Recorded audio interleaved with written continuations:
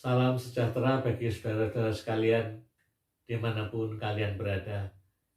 Kita berjumpa kembali dalam acara PA Jemaat setiap hari Rabu malam pukul 7. Tema PA Rabu ini 16 Desember 2020 adalah menanti dalam sukacita, doa, dan syukur. Baiklah, kita akan mulai PA ini dengan menyanyikan dari Kidung Jemaat 392 bait 1 dan ketiga, Ku berbahagia.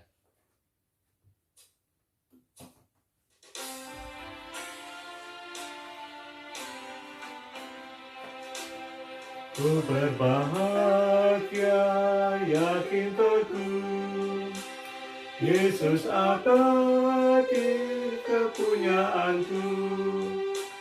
Aku warisnya, ku ditebus, ciptaan baru Roh Kudus. Aku penyanyi bahagia, memuji Yesus selamanya. Aku penyanyi bahagia, memuji Yesus selamanya.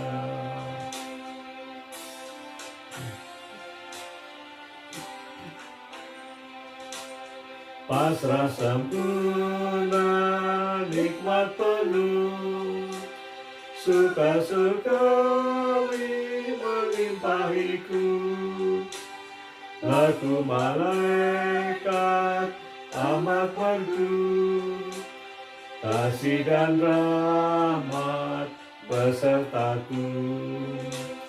Aku penyanyi bahagia, memuji Yesus selamanya. Aku penyanyi bahagia, memuji Yesus selamanya.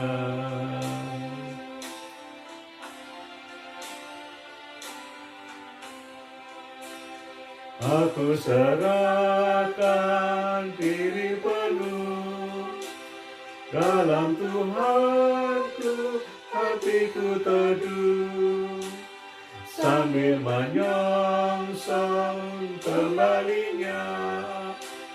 Ku diliputi anugerah. Aku penyanyi bahagia, memuji Yesus selamanya. Aku penyanyi bahagia, memuji Yesus selamanya.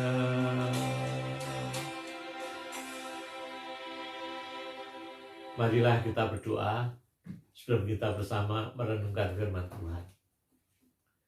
Ya Tuhan, Bapa kami dalam surga, yang bersyukur kepadamu kalau pada saat ini Tuhan memberikan kesempatan bagi kami untuk bersama-sama mengadakan pemahaman Alkitab.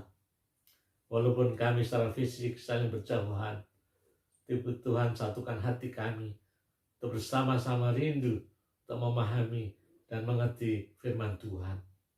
Ya Tuhan, siapkanlah kami semuanya, kiranya firman Tuhan ini khususnya dalam rangka Advent, menanti kedatangan Tuhan, boleh bermakna bagi kami. Dalam nama Tuhan Yesus, kami telah berdoa. Amin.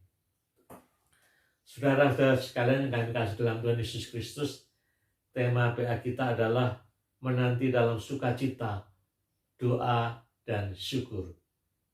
Bacaan Alkitab diambilkan dari surat 1 Tesalonika, tapi kita membacanya nanti saja.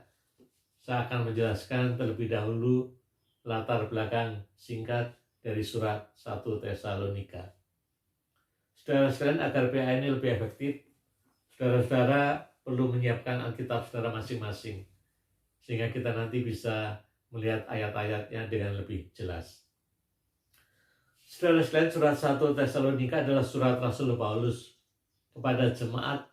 Jemaat ini maksudnya orang-orang Kristen persekutuan orang-orang Kristen di kota Tesalonika. Ada 2 surat yang Rasul Paulus tujukan kepada jemaat di kota Tesalonika. Yang pertama disebut surat 1 Tesalonika. Yang kedua disebut surat 2 Tesalonika. Kita nanti akan mempelajari sebagian dari 1 Tesalonika. Bagaimana dengan latar belakang jemaat atau orang-orang Kristen di kota Tesalonika? Orang-orang Kristen atau jemaat di kota Tesalonika adalah minoritas. Sebagian kecil di antara penduduk Tesalonika yang kebanyakan tidak beragama Kristen.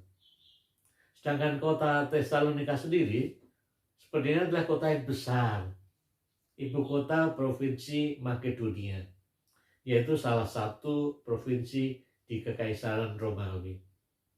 Kalau kita lihat dalam peta Alkitab, Tesalonika adalah kota pelabuhan.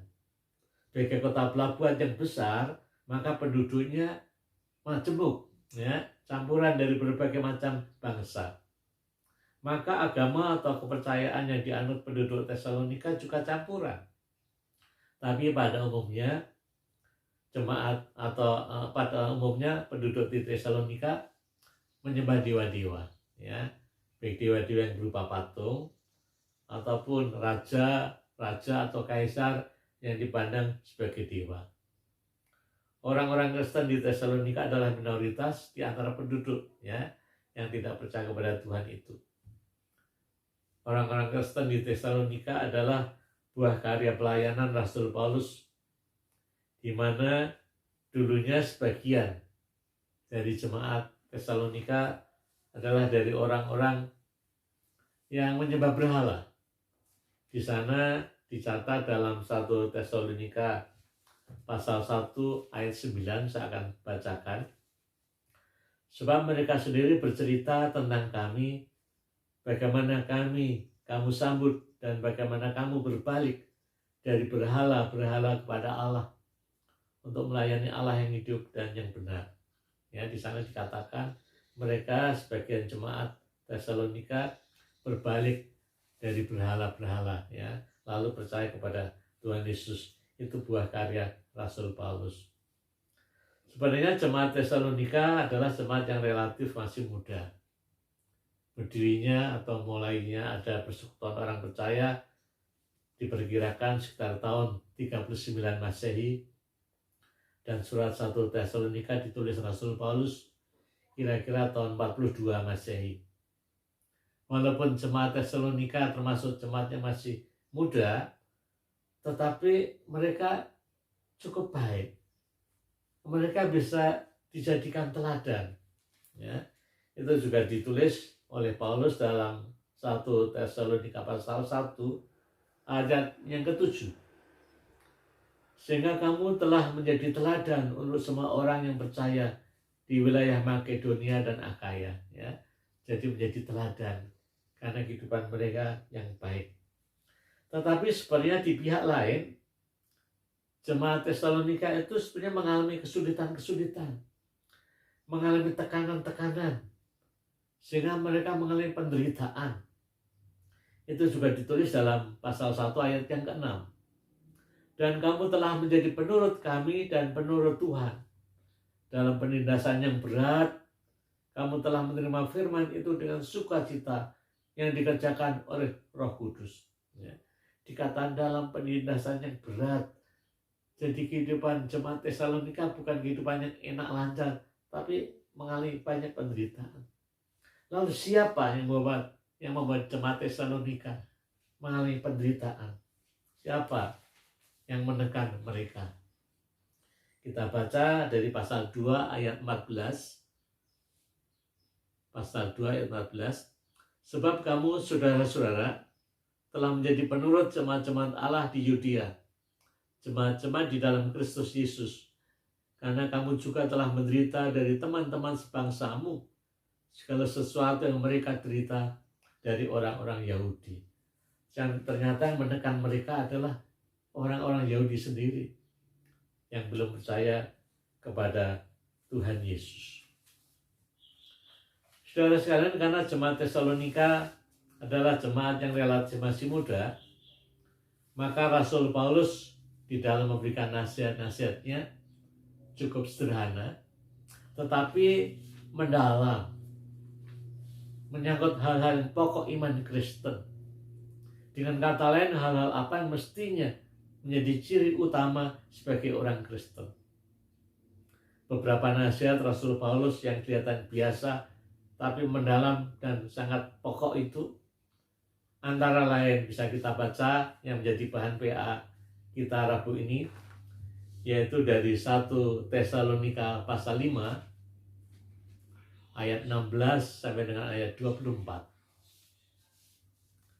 Mari kita baca 1 Tesalonika pasal 5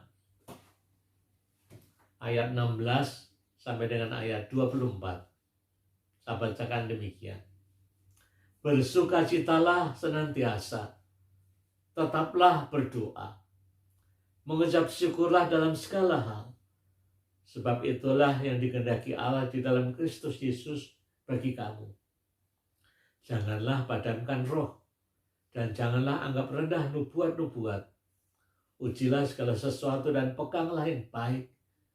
Jauhkanlah dirimu dari segala jenis kejahatan.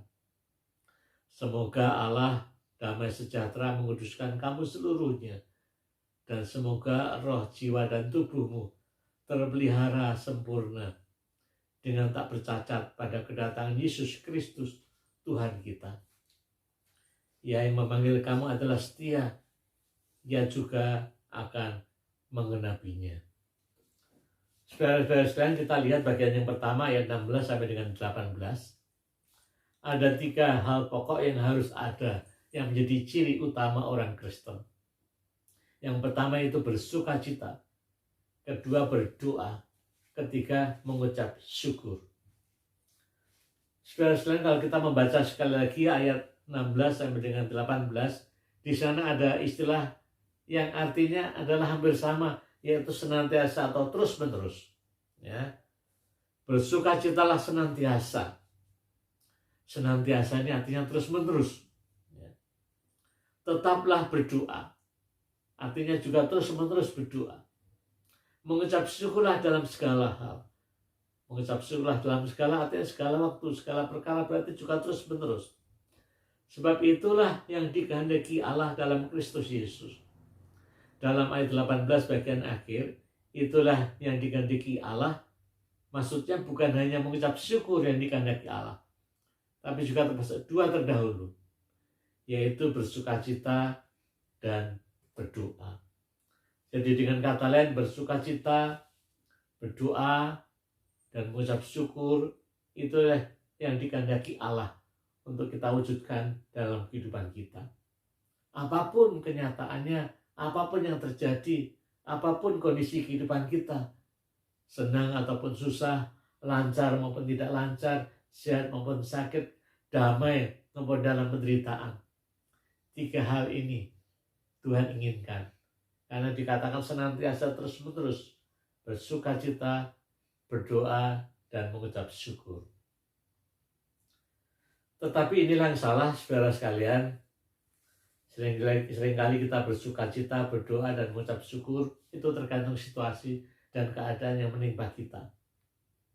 Kalau bersukacita, berdoa, dan mengucap syukur, tergantung pada situasi, keadaan, dan apa yang terjadi dalam hidup kita, kita akan terombang-ambing, nggak stabil.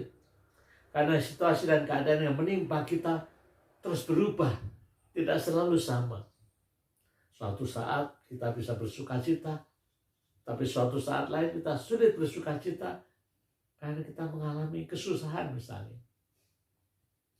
Suatu saat kita bisa berdoa, tapi saat yang lain kita tidak bisa berdoa karena kita punya pergumulan yang rasanya tidak kunjung selesai. Suatu saat kita bisa mengucap syukur, tapi saat lain kita tidak bisa mengucap syukur. Mungkin saat kita mengalami sakit penyakit. Kalau tergantung pada situasi dan keadaan, maka tidak stabil. Kita terombang-ambing, ya. Tidak bisa senantiasa bersukacita, senantiasa berdoa, senantiasa mengucap syukur. Lalu apa menjadi dasar kita untuk terus-menerus bersukacita, berdoa dan bersyukur? Yang menjadi dasar kita adalah kasih Tuhan yang tetap, relasi kita dengan Tuhan yang terus mengasihi kita. Jadi bukan situasi dan keadaan, tapi kasih Tuhan dan relasi kita dengan Tuhan yang mengasihi kita. Karena kasih Tuhan tidak berubah. Apapun keadaan dan kondisi yang menimpa kita, Tuhan tetap mengasihi kita. Kasih Tuhan tidak akan terpisahkan dari kehidupan kita. Itulah yang menjadi keyakinan Rasul Paulus yang ditulis di dalam surat Roma, ya, Roma pasal 8 ayat 38 dan 39. Ayat ini penting, saya akan bacakan. Roma pasal 8 ayat 38 dan 39. Sebab aku yakin bahwa baik maut maupun hidup, baik malaikat-malaikat maupun pemerintah-pemerintah, baik yang ada sekarang maupun yang akan datang, atau kuasa-kuasa, baik yang di atas maupun yang di bawah, ataupun sesuatu makhluk lain, tidak akan dapat memisahkan kita dari kasih Allah yang ada dalam Kristus Yesus Tuhan kita. Jadi Paulus dengan tegas mengatakan apapun situasi, keadaan, siapapun juga, bahkan maut sekalipun, tidak akan dapat memisahkan kita dari kasih Allah. Artinya kasih Allah terus menyertai kita terus-menerus, tidak akan hilang dan berhenti. Tuhan tetap mengasihi kita bagaimanapun kondisi dan keadaan kita. Itulah yang menjadi dasar kita, sehingga kita bisa senantiasa bersukacita, berdoa, dan bersyukur kepada Tuhan. Karena kasih Allah tidak berubah kepada kita semua. Lalu bagaimana konkretnya saudara sekalian bersukacita, berdoa, dan mengucap syukur? Ya, bersukacita itu artinya hati yang gembira, lebih soal hati, ya, bukan soal kata-kata, tapi soal hati yang dipenuhi dengan sukacita damai yang memancar keluar. Maka raut wajah nampak cerah dan segar. Mengapa sukacita keluar dari hati? Karena saya percaya dan saya mengalami bahwa Tuhan mengasihi kita, menyertai kita dalam keadaan yang sulit sekalipun. Ada Tuhan bersama saya, mendampingi saya, menyertai saya senantiasa sampai akhir zaman, sehingga membuat saya tenang, lega, ya, akhirnya bersukacita. Tetap berdoa. Ini tentu juga bukan berarti tangan dilipat, ya, mata merem terus berdoa. Maksudnya tentu bukan itu. Tetapi hakikat dari doa adalah juga soal hati yang terarah kepada Tuhan. Itulah hakikat doa, mengarahkan hidup kepada Tuhan. Seperti dalam liturgi pengutusan sebelum kebaktian selesai, sana kan ada rumusan demikian, ya. Arahkanlah hatimu kepada Tuhan, ya. Lalu jemaat menjawab, kami mengarahkan hati kami kepada Tuhan. Itulah sikap hidup doa, mengarahkan hati kepada Tuhan. Artinya pikiran kita, tutur kata kita, dan sikap perbuatan kita mengarah pada Tuhan, mengarah pada kehendak Tuhan, sehingga membuat hidup kita sesuai dengan kehendak Tuhan. Hidup kita diperkenan oleh Tuhan, bukan hidup yang menurut mau-maunya saya, bukan hidup yang serupa dengan dunia ini, tapi hidup yang serupa dengan Kristus. Itulah hidup yang terarah kepada Tuhan. Lalu mengucap syukur kepada Tuhan dalam segala hal. Ini juga bukan soal kata-kata, oh saya bersyukur, ya, puji Tuhan, haleluya. Ya itu baik, tetapi ini lebih juga soal hati. Bagaimana kita menghayati dan merasakan bahwa apapun yang menimpa kita, kita tidak sendirian. Ada Tuhan yang menyertai saya. Tuhan menyertai saya saat saya mengalami kesulitan. Tuhan menguatkan saya saat saya mengalami kepedihan dan kesedihan. Tuhan memampukan saya untuk bangkit lagi saat saya mengalami kegagalan dan keterpurukan. Tuhan memberkati saya saat saya lemah, terbatas dan gak bisa apa-apa. Jadi saudara sekalian, Tuhan menghendaki kita dalam hidup ini untuk selalu bersuka cita, berdoa dan mengucap syukur dalam segala situasi. Karena Tuhan tidak pernah meninggalkan kita. Ya. Ingatlah dan rasakanlah itu. Kasih Tuhan terus menyertai kita. Itu membuat kita senantiasa bisa damai dalam hidup ini. Tabah dan kuat menjalaninya. Karena Tuhan bersama dengan kita. Lalu bagian yang kedua, ayat 19 sampai dengan ayat 22. Janganlah padamkan roh, dan janganlah anggap rendah nubuat-nubuat. Ujilah segala sesuatu dan peganglah yang baik. Setelah Rasul Paulus mengingatkan mengenai 3 hal tadi, ya, bersukacita, berdoa, dan bersyukur. Lalu Paulus melanjutkan dengan nasihatnya tadi, ayat 19 sampai dengan 22, yaitu dikatakan di awal ayat 19, janganlah padamkan roh. Ya. Di sini Roh Kudus digambarkan atau dikiaskan seperti api yang menyala. Kalau Roh Kudus api yang menyala, ya jangan dipadamkan api itu.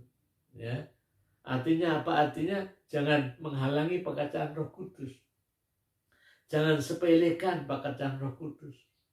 Maka biarlah Roh Kudus terus bekerja dalam kehidupan kita dan kita mengikutinya.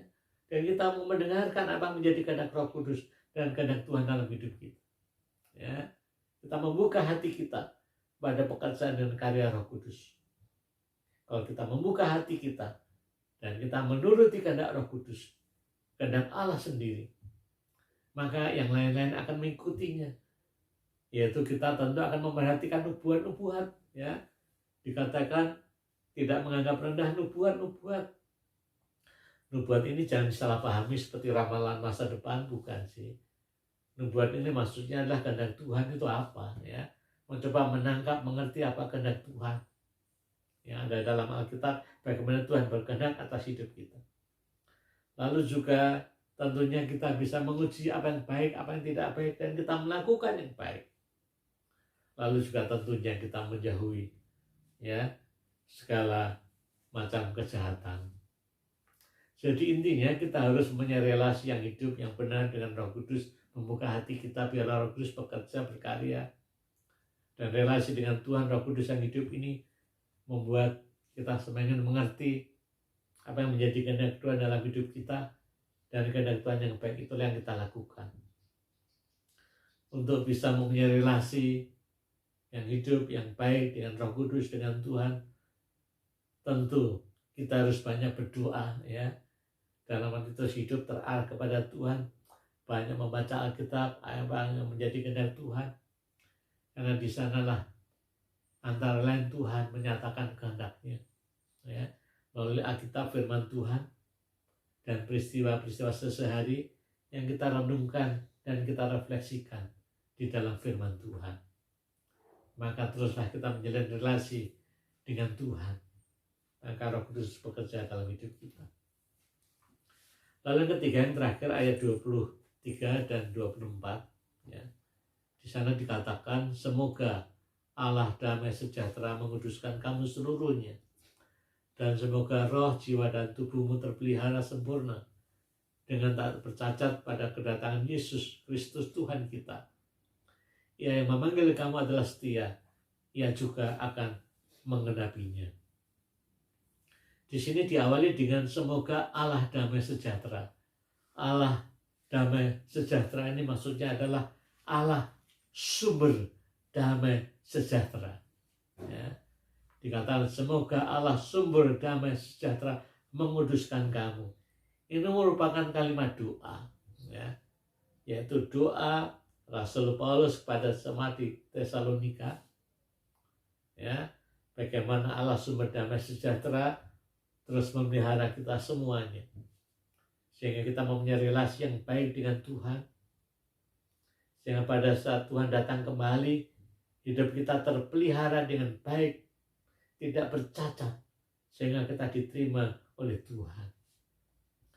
Doa ini tentunya juga menjadi doa kita semua, agar Allah sumber damai sejahtera juga terus memelihara hidup kita, menguduskan kita, menjaga kita agar kita tidak tersesat, tidak jatuh, Sehingga saat Tuhan datang kita diterima oleh Tuhan. Tuhan memandang kita dengan tidak bercacat. Dan dikatakan Tuhan telah setia. Janjinya bisa kita pegang, bisa kita andalkan. Dalam minggu-minggu Advent ini kita diingatkan. Kita menanti pada kedatangan Tuhan yang pertama, tapi sekaligus juga kedatangan Tuhan nanti kembali. Dan bagaimana kita mengisi hidup ini. Marilah kita terus menjalin relasi dengan Tuhan. Dan mengalami perjumpaan-perjumpaan dengan Tuhan pada saat sekarang ini. Dan seterusnya selama kita hidup. Bahwa Tuhan terus bekerja, menyertai dan mengasihi kita semua. Sehingga kita tetap kuat menjalani hidup ini. Sampai dengan akhirnya. Saudara sekalian, lalu kita akan menyimpulkan PAI kita ini.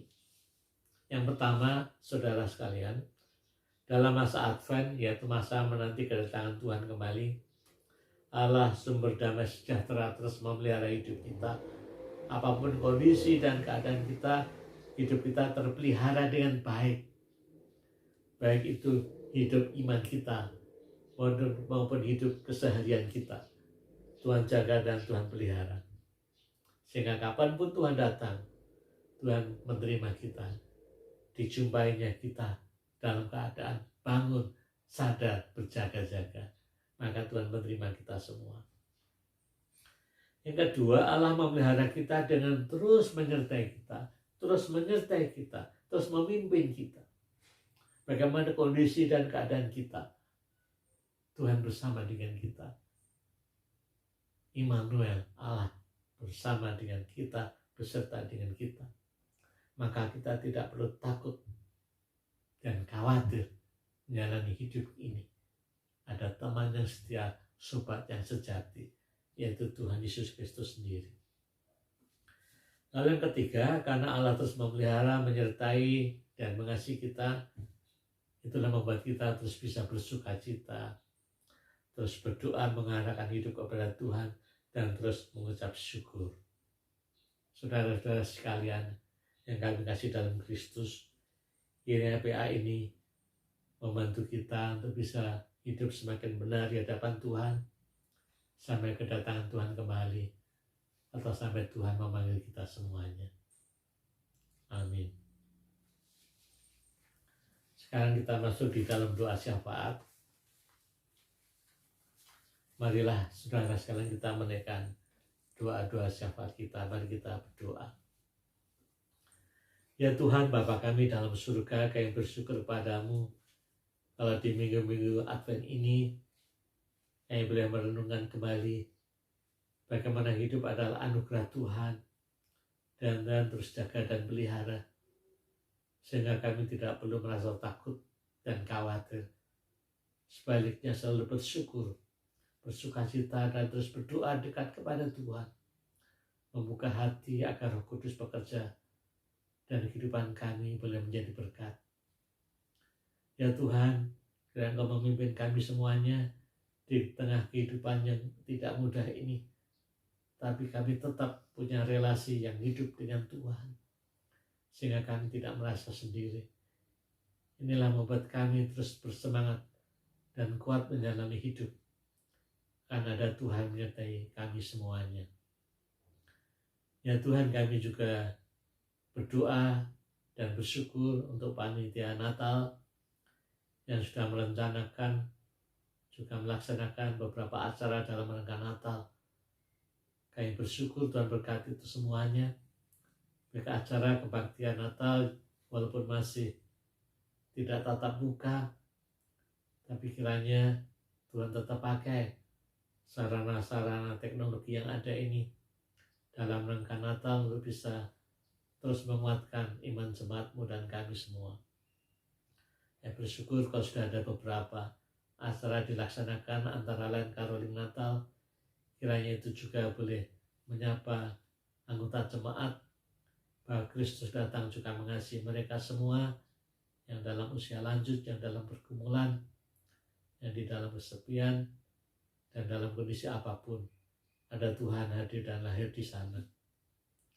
Ya Tuhan, saat ini kami juga terus berdoa untuk situasi dan kondisi menjelang Natal dan Tahun Baru. Kiranya semua terkendali kondusif, sehingga jemaatmu gerejamu boleh merayakan Natal dengan baik walaupun di tengah keterbatasan, dan seluruh umat manusia bangsa Indonesia boleh melewati tahun yang lama memasuki tahun yang baru dengan baik dan damai pula. Biarlah semuanya terus mematuhi protokol kesehatan untuk bisa terus menjaga kehidupan yang baik kehidupan diri sendiri maupun orang lain. Ya Tuhan Bapa kami dalam surga, inilah doa kami semuanya. Ya panjatkan dalam nama Tuhan kami, Yesus Kristus. Amin. Saudara-saudara sekalian, cukup sekian PA Jemaat Rabu ini. Sampai jumpa di PA Jemaat Rabu yang akan datang. Ingatlah, bersukacita, berdoa, dan mengucap syukur adalah ciri utama kehidupan orang beriman. Tuhan memberkati kita semuanya. Amin.